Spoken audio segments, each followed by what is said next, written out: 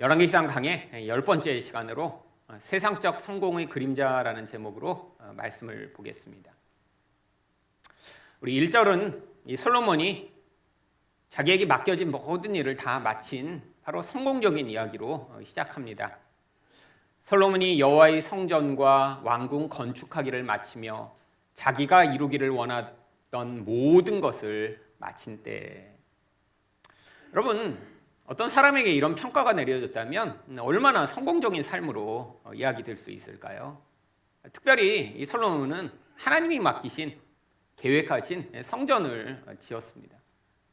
또한 자기 왕궁은 성전보다 훨씬 더 화려하고 멋지고 크게 13년에 걸쳐서 완공을 했죠. 근데 성전만 지은 게 아니에요.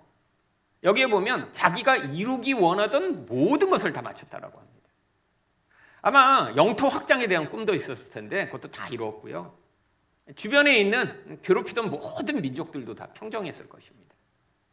또 나중에 보면 성전만 짓고 자기 왕국만 지은 것이 아닙니다. 곳곳마다 큰 성들을 엄청나게 많이 지었어요. 이 나라가 이렇게 외적의 침입으로부터 방비를 잘하려면 지방에 있는 곳곳마다 도시마다 큰 성들을 지어야 합니다. 거기도 다 성들을 엄청나게 많이 지었죠. 여러분, 인생에 이런 사람의 인생을 성공했다라고 평가하지 않을 수 있을까요? 여러분도 만일에 이렇게 교회 다니는 분이 교회를 위해서도 아주 큰 헌신을 위해서 여러분으로 말미암아 교회가 엄청나게 잘 세워졌어요. 또 자기 일도 엄청나게 잘해서 사업에도 성공하고요. 또 가정도 잘 꾸몄어요. 그래서 한 20여 년이 지난 다음에 내가 성공했지 이 정도면 이렇게 생각하지 않겠어요? 여러분, 그런데 이 9장에 이 말씀으로 시작한 이유가 있습니다. 앞으로 10장, 11장에서 벌어질 이 솔로몬의 타락과 이 저주받은 모습의 전조로 이야기를 써놓은 거예요. 아니, 이렇게 성공한 것이 왜 이런 타락의 그런 결말로 이어지게 된 것일까요? 여러분, 인간이란 타락을 하면 원래 좋던 사람이 이렇게 나빠진다고 많이들 생각을 합니다. 많은 사람들이 원래 어떤 사람이 있는데 이 사람이 굉장히 훌륭해요. 그래서 자기 성취도 잘하고 그러다가 나중에 보니까 이 사람이 굉장히 나쁜 사람이 됐어요. 이렇게 되면 이건 타락했다 이렇게 생각을 하죠. 그래서 옛날에 그렇지 않은 사람이 이렇게 된 걸 타락이라고 생각을 합니다. 그래서 대부분 어떻게 생각하냐면 옛날에 저 사람 저렇게 되지 않았는데, 그래서 여러 가지 이유를 찾습니다. 나이가 들어서 타락한 거야. 원래는 되게 좋은 사람인데 나이가 들으니까 그냥 뿔 달리고 남 괴롭히고 못된 짓 하고 나쁜 짓을 해 라고 생각하기 쉽죠. 여러분, 우리도 그렇습니다. 젊을 때는 그렇게 나쁜 사람인 것 같지 않았어요. 근데 오히려 나이가 들면서 실수도 많아지고 욕심도 많아지고 또 고집도 많아지는 사람이 굉장히 많습니다. 여러분, 예수 안 믿는 사람만 그런가요? 아닙니다. 예수 믿는 사람들이 이런 경우가 굉장히 많아요. 여러분, 문제 있는 교회들을 보면 사실은 그 문제 있는 그 원인들이 되는 대부분이 바로 그 교회에 오래 다닌 분들 때문에 문제가 됩니다. 사실 어제 제가 노회에 있는 한 교회 그 위임식에 이제 갔습니다. 근데 그 교회에 제가 가서 기도도 하고 그랬는데 참 눈물이 나더라고요. 왜냐하면 여러분한테도 제가 몇 번 말씀드렸던 참 좋은 교회라는 교회였습니다. 이름이 참 좋은 교회인데 지난 5년간 저희 노회에서 제일 문제가 많아서 재판을 수십 번 하고 하여튼 엄청나게 문제가 많다가 이제야 이제 목사님이 새로 오셔서 위임을 받은 거예요. 여러분, 근데 여기에서 지금 이 교회를 이렇게 고통스럽게 만든 원인이 다 누구냐면 그 교회에 있는 나이 드신 권사님과 장로님들이에요. 목사만 오면 쫓아내고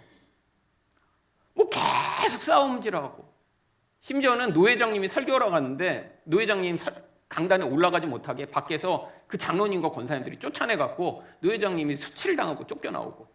근데 이제 어제 위임식에서 그 노회장님이 가서 설교를 하셨습니다. 그러면서 이제 상처를 받으셨으니까 그 얘기 하시더라고요. 내가 몇 개월 전에 와서 이렇게 문전 박대당하고 쫓겨났다고. 여러분, 아니 그 교회 젊은 분들은 싸우다가 지쳐서 떠나버렸어요, 다. 한 300명 다니던 교회가 지금 10명 남았습니다. 우리 교회보다 몇 배가 커요. 근데 10명이 남았는데 그 10명이 너무너무 목사님들을 괴롭히고 막 재판을 수십 번 하고 막 그러면서 교회가 다 그렇게 된 거예요. 그분들 예수 잘 믿는다고 해서 거기 남은 분들입니다. 어떻게 된 거죠? 아니, 예수 믿다가 예수 안 믿게 된 건가요? 옛날엔 좋던 사람이 나빠진 건가요? 여러분, 바로 우리 생각이 어디에서부터 잘못됐냐면, 사람이란 원래 선한 존재, 착한 존재, 젊어서 보이는 모습이 그 사람의 전부라고 생각하는 데서 문제가 시작되는 것입니다. 여러분, 젊어서는 뭐가 가능하냐면 이 사람의 마음에 있는 이 음험한 악을 감출 수 있습니다. 드러내는 게 다른 사람에 비해 훨씬 더 이제 조심하게 되고요. 또 젊어서는 이거를 드러낼 만한 기회가 잘 주어지지 않습니다. 근데 이게 드러낼 기회가 생겨요.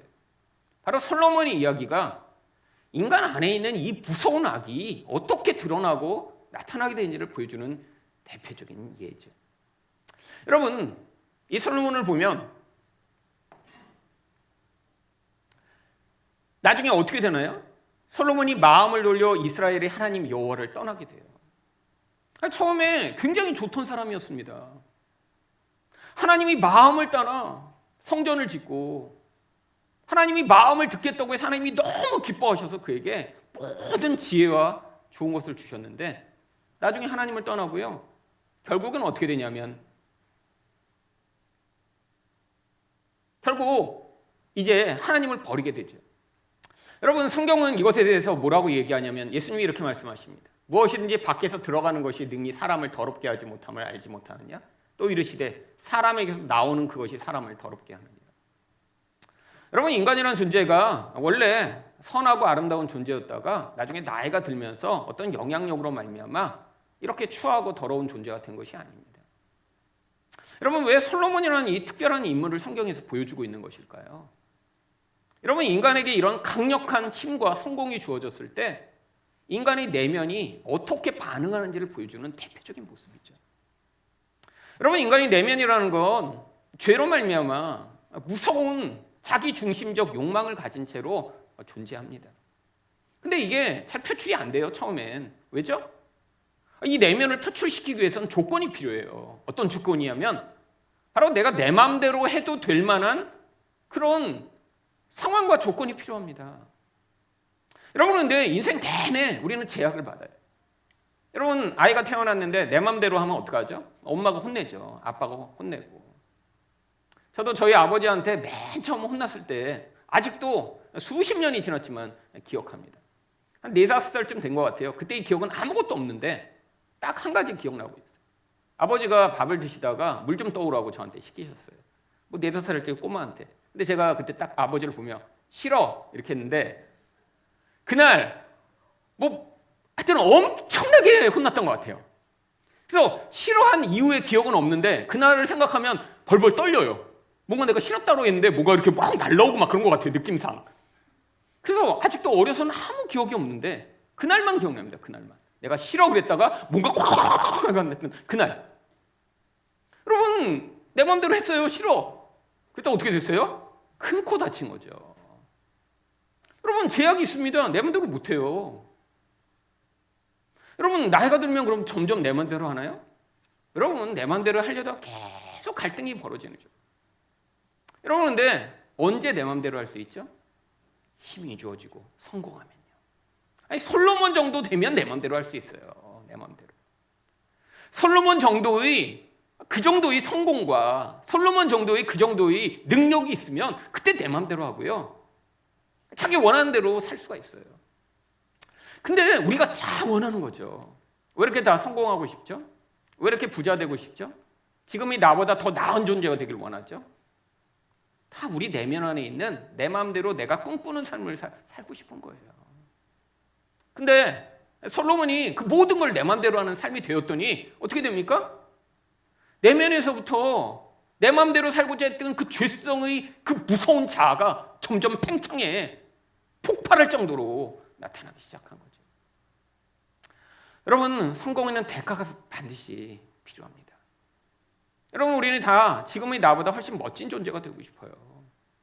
근데 하나님이 각자의 인생마다 주신 그릇과 또한 그에게 허락하신 분량이 있습니다. 근데 그게 이제 인생에서 그걸 감사로 받아들이면 되는데, 많은 사람들이 이거보다 난 조금 더 성공해야 돼, 이거보다 더 나은 존재가 돼야 돼, 더 높은 사람이 돼야 돼, 더 강한 사람이 돼서 내가 원하는 대로 살고 싶어라는 마음이 있을 때, 그때 그 사람의 자아가 폭발하며 이제 내면에 있는 게 점점 튀어나오기 시작하죠. 여러분, 인간의 내면에서 예수님이 뭐가 튀어나온다고 하셨나요? 속에서 곧 사람의 마음에서 나오는 것은 악한 생각, 곧 음담과 도둑질과 살인과 간음과 탐욕과 악독과 속임과 음탕과 질투와 비방과 교만과 우매함이니 이 모든 악한 것이 다 속에서 나와 사람을 더럽게 하느니라. 여러분, 없는 게 생긴 게 아닙니다. 인간 안에 이게 다 있어요. 들키지만 않으면, 문제가 생기지 않는다면 다 우리 안에 있는 각자 이 더러운 것이 사실은 죄성으로 말미암아 잉태되어 있는데, 근데 그게 밖으로 표출되지 않았을 뿐이죠. 여러분, 근데 솔로몬과 같은 큰 힘을 가지게 되면, 성공하게 되면 이 내면이 밖으로 삐져나오게 되고요, 어떤 결과가 나타나게 됩니다. 여러분, 오늘 이야기는 바로 이렇게 큰 성공이 가져오는 그 대가, 그 그림자에 대해 이야기하고 있는 거예요. 여러분, 세상적으로 물론 성공하고 이름을 알리고 그래서 내 맘대로 살 수 있는 삶이 되면 참 좋을 것 같죠. 세상 사람들은 그게 유일한 꿈입니다. 내가 부자가 되면, 내가 그렇게 높은 자리에 올라가면, 내가 성공하면. 하지만 성경은 그게 얼마나 위험한 것인지를 우리에게 이야기하죠. 그래서 솔로몬으로 예를 들어준 거예요. 예를. 그렇다면 세상적 성공의 그림자는 무엇인가요? 첫 번째로 말씀에 대한 불순종입니다. 내가 만일 내 아버지 다윗의 행함같이 마음을 온전히 하고 바르게 하여 내 앞에서 행하며 내가 내게 명령한 대로 온갖 일에 순종하여 내 법도와 율례를 지키며. 하나님이 이 말씀을 왜 하신 것일까요? 지금 솔로몬이 앞으로 어떻게 할지 너무 잘 아시기 때문이에요. 여러분, 이미 잘하고 있는 사람한테 이런 말씀 하시지 않죠. 이미 징조가 보이고 있어요, 지금. 그리고 솔로몬은 그렇게 될 걸 하나님은 이미 아셨어요. 근데 이걸 잘 지키면 어떻게 된다는 거예요? 놀라운 결과가 있잖아요. 여러분, 구약은 되게 단순합니다. 말씀에 순종하면 어떻게 돼요? 이런 축복을 주신다는 거예요. 지금 솔로몬이 받을 수 있는 최고의 축복은 무엇입니까? 왕위가 끊이지 않고 계속되고, 이 왕위가 계속 영원해지는 거예요. 여러분, 왕의 자리에서 나뿐 아니라 내 자손 대대로 그것을 누리게 된다는 이 축복. 여러분, 근데 항상 구약에는 어떤 식으로 나오죠? 이런 축복도 있지만 또한 저주도 있죠. 여러분, 근데 이 말씀, 이 축복에 대한 말씀이 무슨 말씀과 똑같아요? 신명기 28장에 나오는 말씀과 똑같아요. 내가 내 하나님 여호와의 말씀을 삼가 듣고 내가 오늘 내게 명령하는 그의 모든 명령을 지켜 행하며 내 하나님 여호와께서 너로 세계 모든 민족 위에 뛰어나게 하실 것이다. 이건 이스라엘 민족을 향한 말씀이라 그 민족이 세계에서 뛰어나게 될 것이라고 말씀하시죠. 여러분, 이 신명기 28장 여러분 잘 아시잖아요. 여러분, 네가 들어가도 복을 받고 나와도 복을 받고 뭐 떡반죽 그릇도 복을 받고 복복복복복 계속 나오잖아요. 뭐 내가 머리가 되고 꼬리가 되지 않게 하시며. 여러분, 근데 항상 구약은 이 쌍으로 되어 있습니다. 이 축복에 대한 약속은 항상 뭐와 쌍으로 되어 있죠? 저주에 대한 하나님의 심판의 명령과 쌍으로 되어 있죠. 솔로몬도 마찬가지예요. 만일 너희나 너희 자손이 아주 돌아서서 나를 따르지 아니하며 내가 너희 앞에 둔 나의 계명과 법도를 지키지 아니하고 가서 다른 신을 섬겨 그것을 경배하며. 여러분, 하나님이 주신 명령은 다른 거 없습니다. 하나님만 섬기라는 거예요. 근데 그러면 어떤 저주의 명령이 따르죠? 내가 이스라엘을 내가 그들에게 준 땅에서 끊어버릴 것이요. 이게 무서운 저주죠. 여러분, 신명기도 똑같습니다.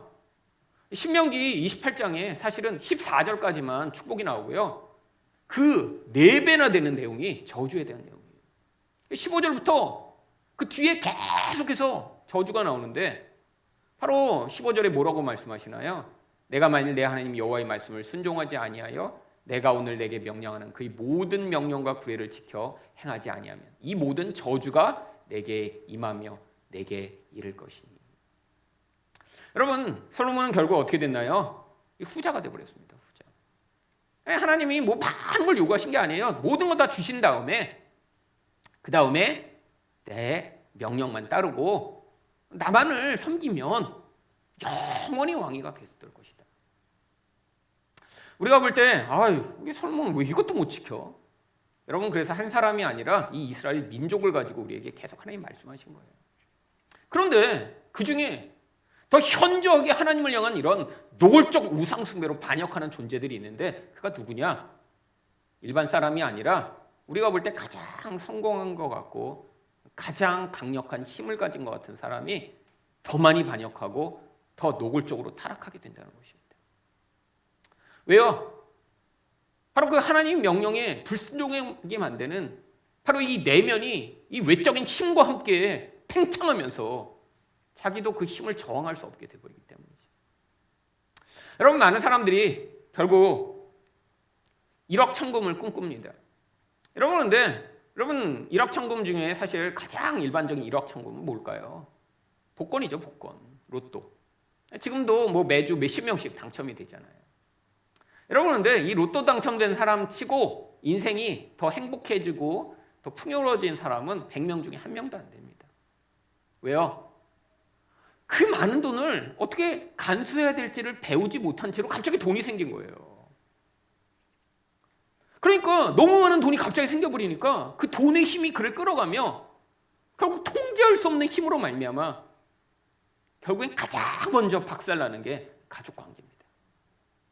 아니, 힘들게 일하면서 부부가 알콩달콩 잘 살다가 갑자기 로또 당첨되고 나서 이제 바람 피기 시작하고 놀러 다니기 시작하고 쓸데없는 취미 가지고 결국 가정이 먼저 박살나요.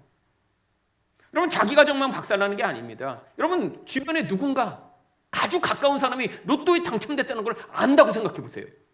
주변 모든 사람들이 벌떼처럼 달려들기 시작해요. 왜 나한테 안 주냐고, 왜 일부를 안 빌려주냐고, 왜 안 주냐고 계속 서운해하며 계속, 그래서 관계가 다 깨집니다. 관계가. 여러분, 이게 인간의 본질이죠. 결국 인간은 어때요? 힘이 주어지기 전에 내가 지금 이 모습으로 살고 있는 게 이게 내가 잘 살고 있는 게 아니라 아직 정체가 탄로나지 않았을 뿐이에요. 여러분, 젊을 때의 여러분의 모습이 본질이 아니고요.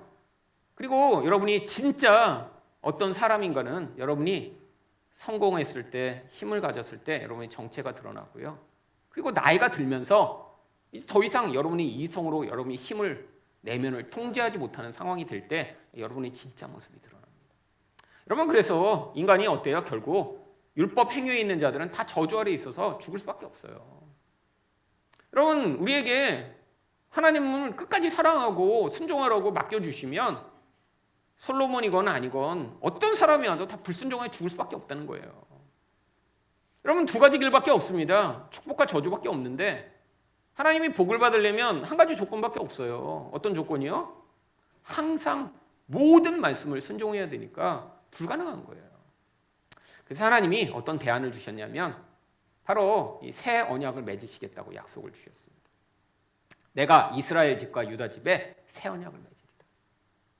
여러분, 이 새 언약은 뭔가요? 하나님이 완벽하게 이제 우리에게 언약을 맡겨놓으시는 게 아니라요, 하나님이 하시겠다는 거예요. 그래서 어떻게 하십니까? 내가 나의 법을 그들의 속에 두어 그들의 마음에 기록하여 나는 그들이 하나님이 되고 그들은 내 백성이 될 것이라. 여러분, 어떻게 하시냐면 이제 성령으로 우리에게 오셔서 우리 마음에서부터 하나님의 뜻에 복종하는 자들을 만들어내시는 것입니다. 여전히 우리 한쪽은 솔로몬이에요. 내 안에 조금만 힘이 주어지면 그 힘을 가지고 나를 확장시켜서 내가 원하는 삶을 살고자 하는 게 우리 한쪽 면인데, 다행스럽게 그 모습만 가지고 살아가다가는 멸망받고 저주받을 수밖에 없으니까 하나님이 성령으로 새 마음을 시작하신 것입니다. 이제 우리 안에는 두 가지 마음을 가지고 우리가 살아가게 됐어요. 물론 아직 솔로몬처럼 큰 힘이 주어져 있지 않기 때문에 아직 솔로몬과 같은 큰 타락을 안 했을 뿐이죠. 우리는 다 가능성을 가지고 있습니다. 왜요? 뭘 보면 알 수 있어요? 우리 안에 욕망이 있잖아요. 아, 나도 더 성공하고 싶다. 더 부자 되고 싶다. 더 큰 사람이 되고 싶다. 더 유명해지고 싶다. 여러분 마음에 그 모든 것이 다 사라지고 아무도 부럽지 않고 지금 하나님이 주신 그거에 너무 만족하고 감사하며 살고 있다면 여러분의 내면에는 지금 솔로몬과 같은 옛사람은 지금 많이 줄어든 거고요. 성령으로 충만한 삶이라고 할 수 있겠죠. 근데 이것도 잘 모릅니다. 기회가 주어지지 않았을 뿐인지도 몰라요. 근데 여러분, 우리 다 마찬가지죠. 누군가 여러분 부러운 사람이 있으세요? 아, 나도 저 사람처럼 됐으면 좋겠는데 왜 나는 그런 능력과 기회를 안 주셨지? 지금 우리 안에 이 솔로몬이 자꾸 기회를 염탐하고 있는 거예요.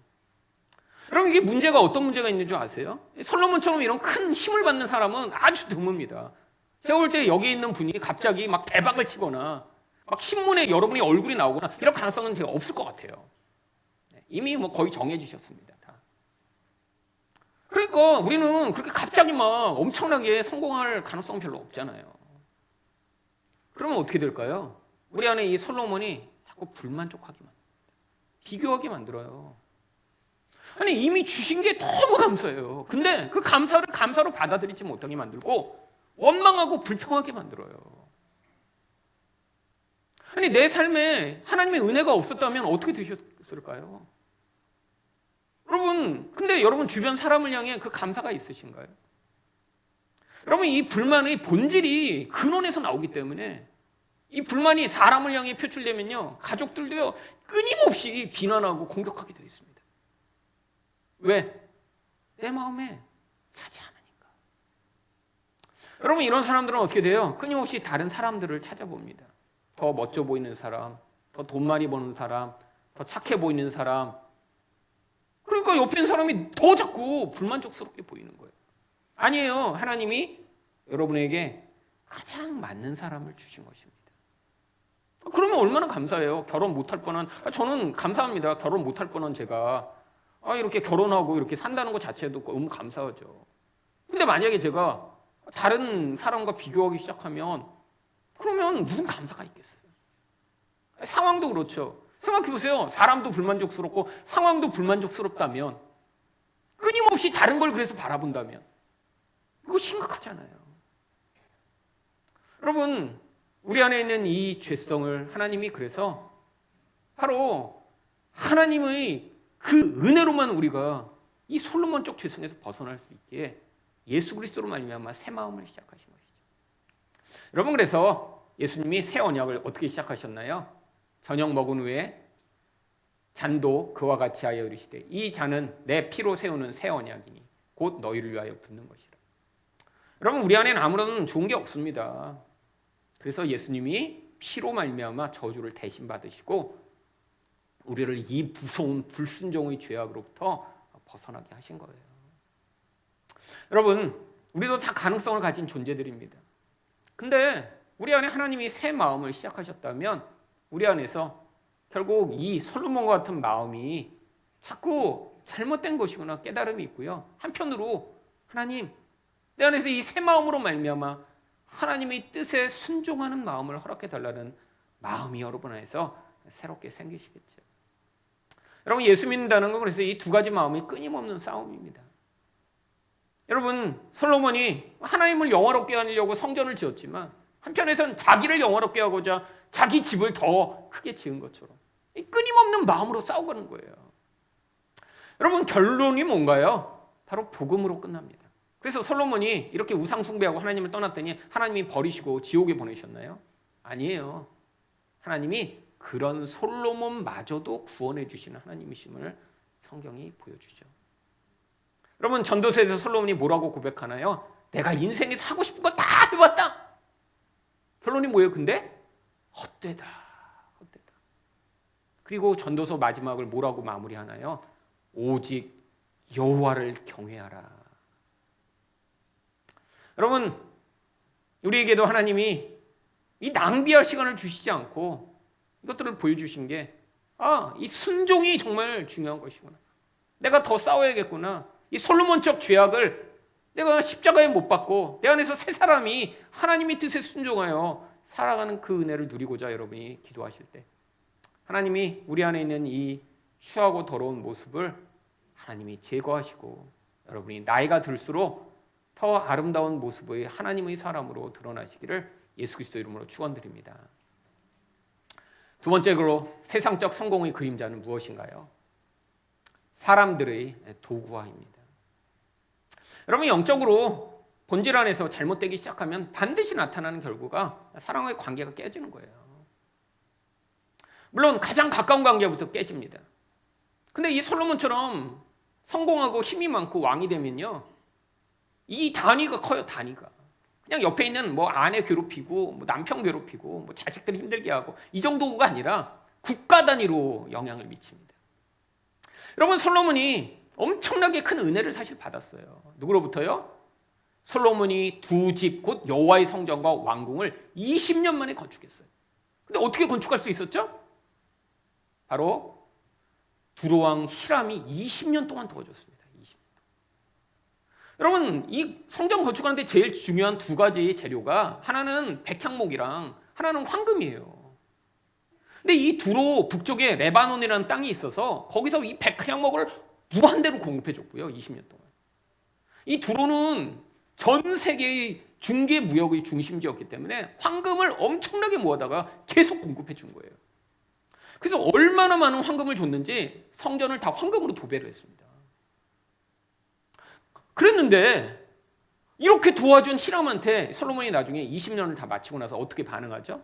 갈릴리 땅의 성읍 20곳을 히람에게 주었으니 이는 두로왕 히람이 솔로몬에게 그 온갖 소원대로 백향목과 잣나무와 금을 제공하였어요. 근데 이 20곳을 히람이 받았더니 어떻게 됐냐면 히람이 두로에서 와서 솔로몬이 자기에게 준 성읍을 보고 눈에 들지 아니하여 이르되 내 형제여 내게 준 이 성읍들이 이러한가 하고 이름하여 가불 땅이라 하였더니 가불 무슨 뜻이냐면 쓸모없는 땅이라는 것입니다. 20년을 헌신하고 섬겼는데 쓸모없는 땅 줘버린 거예요. 왜요? 솔로몬이 마음이 너무 자아가 팽창해 버리니까. 내 주변에 있는 모든 사람들은 어떤 존재가 돼버리는 거예요? 나의 욕망을 위한 도구가 돼버리는 거예요. 감사하지가 않아요. 그러니까 네가 나를 이렇게 섬기는 게 당연하지. 나는 이렇게 거대한 왕인데 네가 20년 동안 넌 나의 신하에 불과하잖아. 그거 뭐야? 내가 이 정도 준 것만 해도 감사하지. 나중에 두로왕 히람이 이걸 봤고요. 너무 쓸모없는 땅이라 다시 돌려줘 버려요. 필요 없다고. 여러분 이게 아주 대표적 증거입니다. 우리가 하나님이 말씀에 순종하는지 불순종하는지는 잘 몰라요. 근데 여러분 주변 사람들에게 여러분이 어떤 태도를 가지고 있는지는 드러납니다. 여러분 여러분이 서 있는 곳에서 다른 사람들이 하고 있는 일이 그냥 너무 당연하다고 여기세요? 여러분 가정에서 아내가 밥을 해주면 여자가 당연히 밥하는 게 당연하지 이렇게 생각하세요?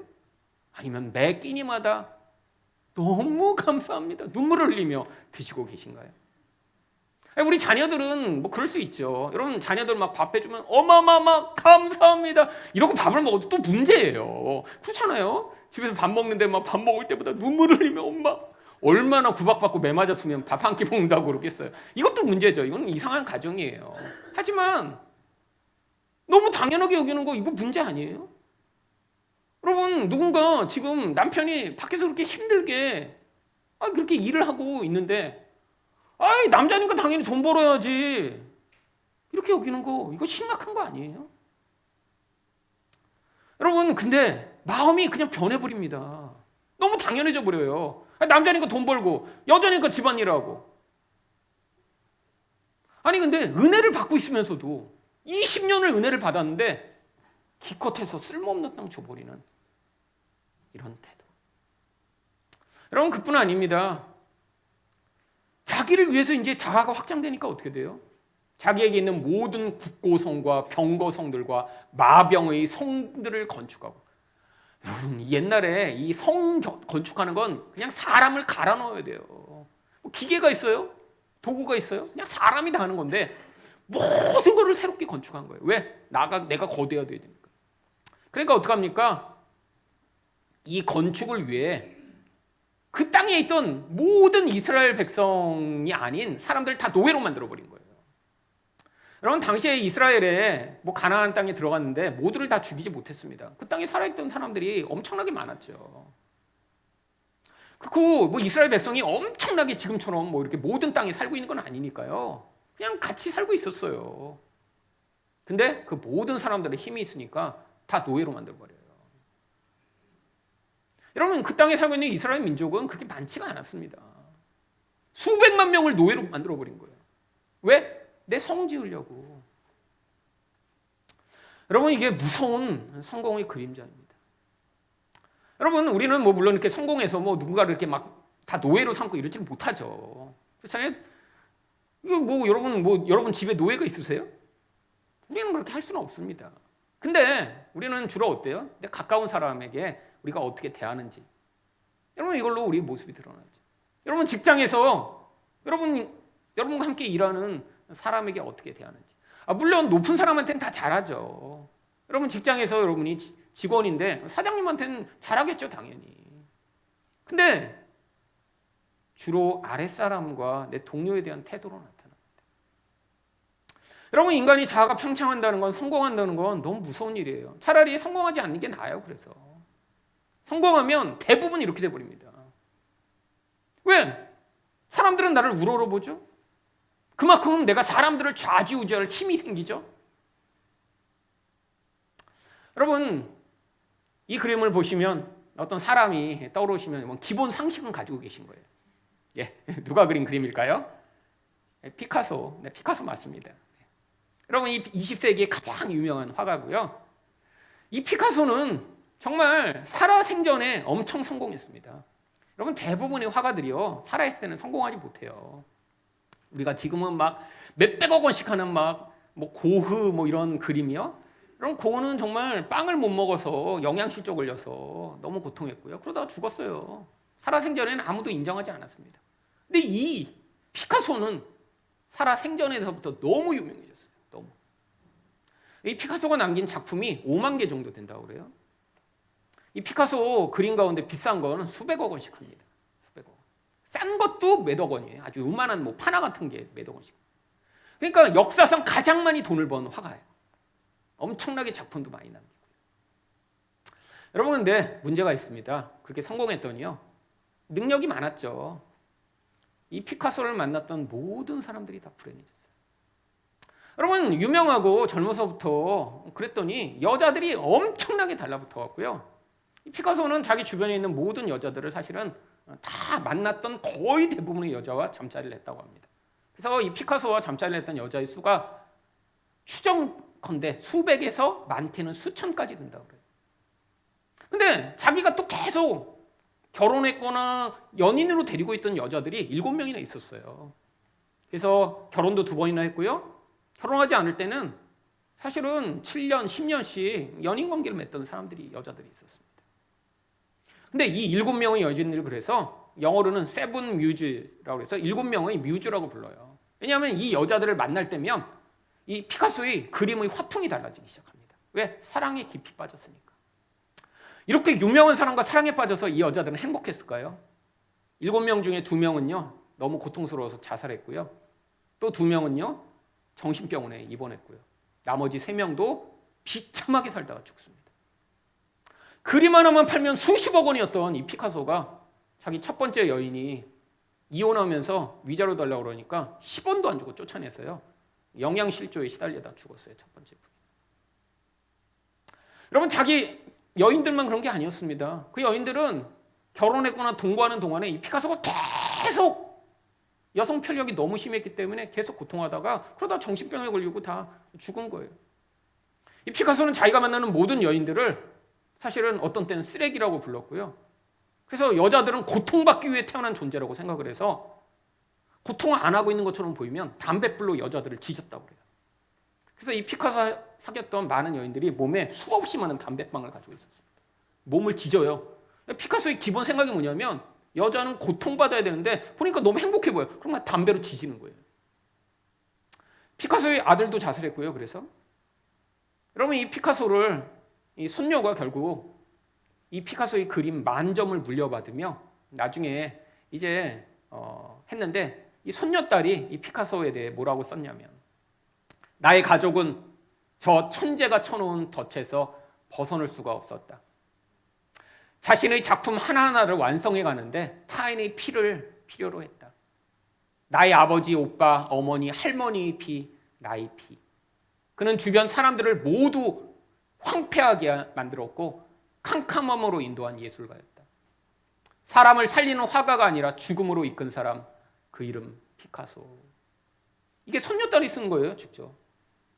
그리고 그 10,000점의 그림을 물려받은 손녀딸은 그 그림을 다 처분했습니다. 자기 할아버지와 관계된 모든 것을 없애버리겠다. 그리고 그 그림으로 자선 재단을 만들어 그래도 귀하게 돈들을 사용했죠. 여러분, 세상적으로는 피카소만큼 유명한 화가가 어디 있어요? 이처럼 돈 많이 번 사람이 어디 있어요? 근데 이 한 사람의 천재로 말미암아 그를 만났던 사람들은요, 다 불행해졌어요. 여러분, 이게 인간의 실체입니다. 여러분, 그래서 우리가 기도하셔야 돼요. 아직 지금 드러나지 않았을 뿐이에요. 우리 안에 이 감추어진 솔로몬적 죄성, 아직 힘이 그만큼 안 주어져서 그만큼 나타나지 않은 거죠. 여러분, 우리 본질이 찔끔찔끔 어디서 드러나죠? 지금 여러분 가정에서 드러나고 있죠. 여러분, 혹시 여러분 가장 가까운 사람을 향해 아니 왜 너가 나의 필요를 채워주지 않아? 라고 생각하고 있다면 지금 이거 솔로몬 같은 거예요. 힘이 없어서 그 정도에서 끝났죠. 직장에서 여러분보다 직급이 낮은 사람을 향해 어쩌면 너는 내 일을 도와주는 존재에 불과하잖아 라고 생각하고 계시다면 여러분이 바로 이런 존재인 거죠. 여러분, 우리는 다 똑같은 존재입니다. 어떤 사람이 더 훌륭하고 모자란 게 아니라 감추고 있는 거예요. 기회가 주어지지 않은 거예요. 어떻게 하셔야 돼요? 기도하셔야 합니다. 하나님, 이 부끄러운 모습이 드러나지 않도록 은혜를 베풀어 달라고. 여러분, 이거 노력한다고 되는 건가요? 노력해서 안 돼요. 자기 내면의 힘과 어떻게 싸우겠어요? 그래서 기도하셔야 됩니다. 하나님, 저를 불쌍히 여겨주셔서 내 안에 선한 것 하나 없사오니 은혜로 저를 붙드셔서 내 인생이 이런 비참한 인생으로 끝나지 않고 우리를 만난 사람들이 저 목사님 때문에, 저 장로님 때문에, 저 집사님 때문에, 저 권사님 때문에 제가 살아나고 풍요하게 되고 은혜를 받았습니다라는 그런 놀라운 인생으로 우리가 마무리될 수 있다. 여러분, 기도하실 때 하나님이 우리 안에 있는 이 솔로몬적 죄성을 무너뜨리시고 우리를 통해